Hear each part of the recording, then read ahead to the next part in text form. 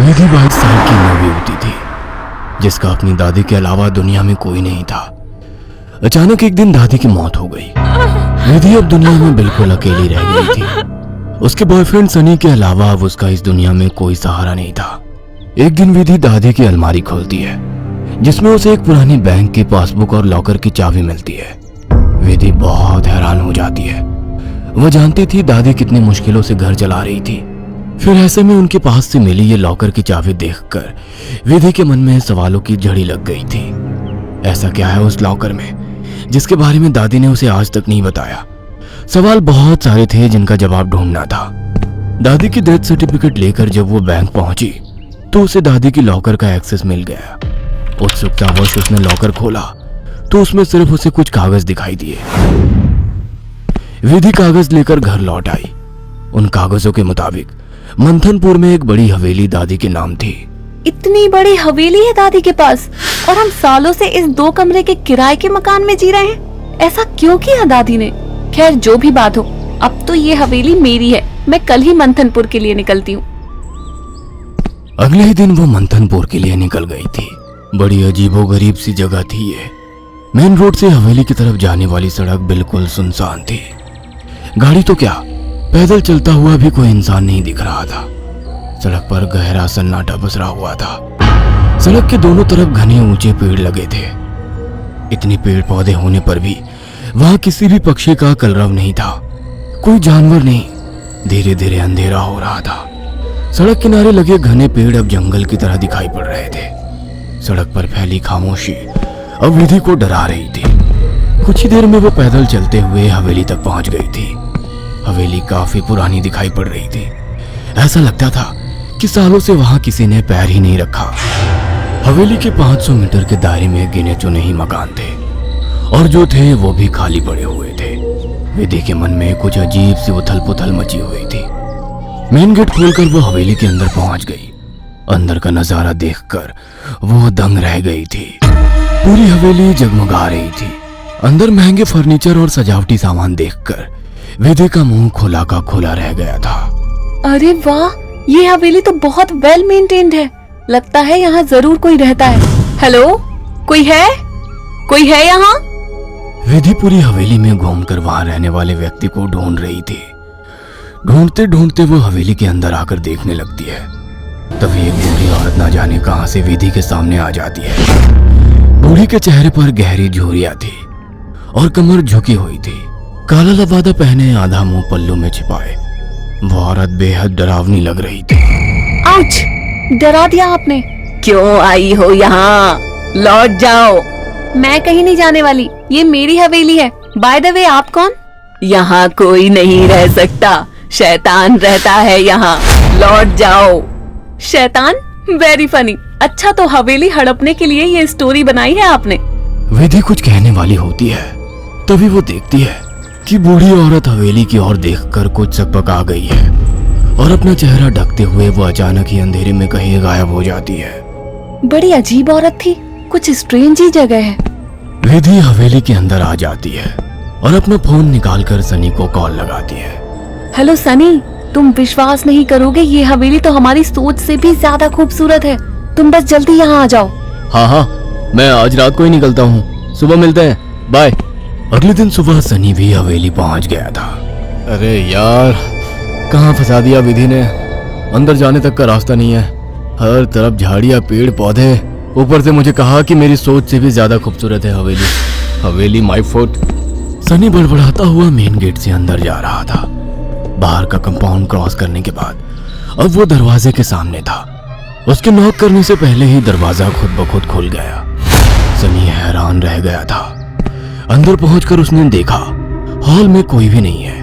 विधि को पुकारते हुए वो अंदर बेडरूम की ओर बढ़ गया।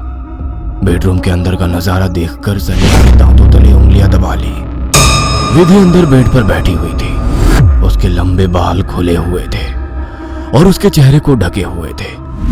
बालों के बीच से उसकी लाल खून आंखें दिखाई पड़ रही थी।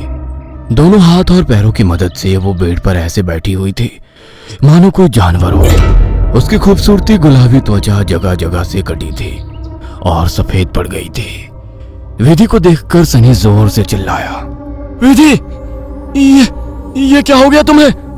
सनी की बात सुनकर विधि ने डरावने अंदाज में गर्दन टेढ़ी की। अब उसके चेहरे पर से कुछ बाल हट गए थे। वह भयानक आवाज के साथ हंसने लगी। उसके मुंह से किसी जानवर की तरह लार गिर रही थी। अचानक ही वह पूरी ताकत से चिल्लाई। विधि के बाल हवा में उड़ रहे थे और चेहरा चीखते हुए और भी भयानक होता जा रहा था।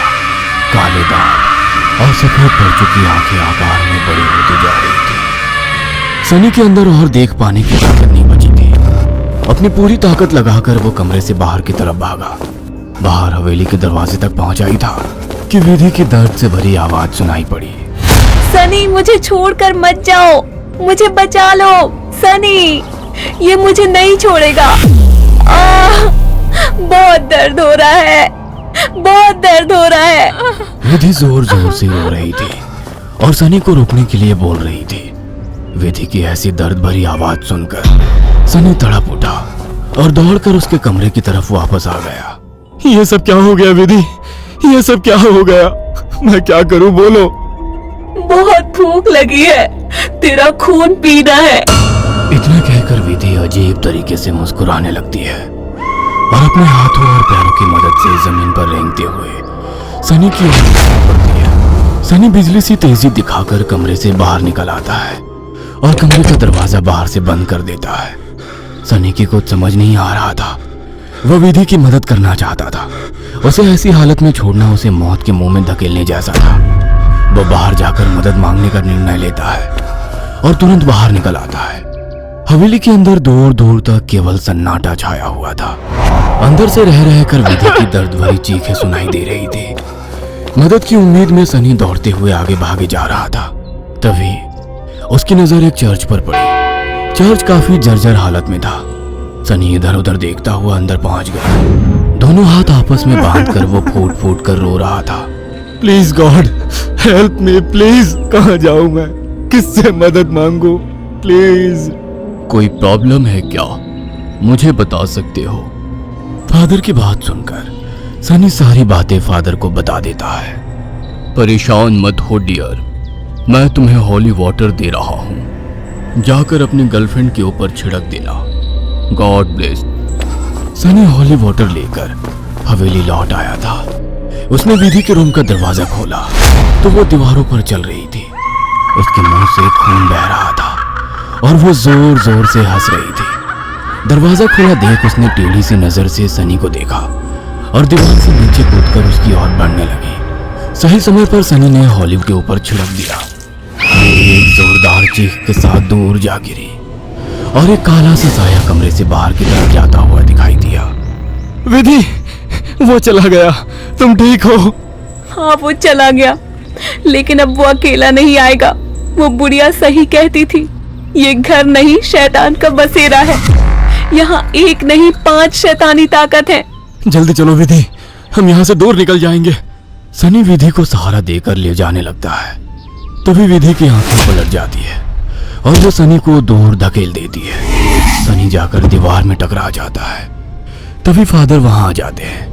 मैं जानता था यहाँ एक नहीं बल्कि कई शैतान हैं जो तुम्हें नुकसान पहुंचाने की कोशिश जरूर करेंगे। तुम्हारी दोस्त पोजेस्ड है, यह आसानी से उसका शरीर नहीं छोड़ेंगे। मुझे ही कुछ करना होगा। फादर हॉली वाटर को विधि पर छिड़कते हैं जिससे कुछ पल के लिए शैतान कमजोर हो जाता है।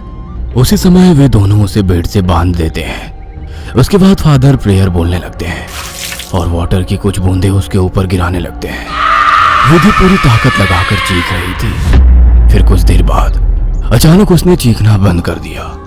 भयंकर सी आवाज में उसने कहा, ये मेरा शिकार है, तुझे क्या लगता है इसे बचा लेगा? इसके बाद विधि ने झटके से अपने दोनों हाथों पर बंधी रस्सी को खींचकर तोड़ दिया और अपने हाथों और पैरों को उल्टी दिशा में मोड़ने लगी। कट कट की आवाज के साथ उसकी हड्डियों के टूटने की आवाज आ रही थी। विधि की दिल को चीरती चीखों को सुनकर सनी की आंखों से भी आंसू बह रहे थे। फादर ने वाटर छिड़कते हुए विधि के चारों ओर एक गोला बना दिया। अब वो उस गोले से बाहर नहीं आ पा रही थी।